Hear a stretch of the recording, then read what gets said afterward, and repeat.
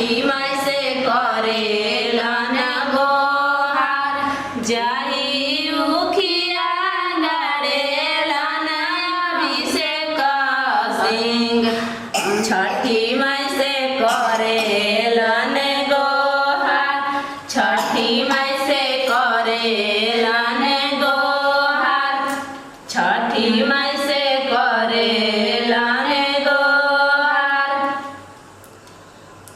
चुनारी के नीचे बैठेली खुशबू देई छठी माई से करेली अरज छठी माई से करेली अरज छठी माई से करेली अरज तड़पी के बोलेली छठिया माई काहे सेवई नए ना डरे काहे दिवई नए ना डरे धानावा से भरल मोर कोठरिया कोखिया भइले उजड़ कोखिया भइले उजड़ धन दौलत देलू छठी माई बहुते बेटावा गहुना द बेटावा गहुना द तड़पी गरजी बोलेलन सूरज देव चुपाती वही नए ना पोछा चुपाती वही नए ना पोछा हंसी हंसी बोलेली छठिया माता सुनाती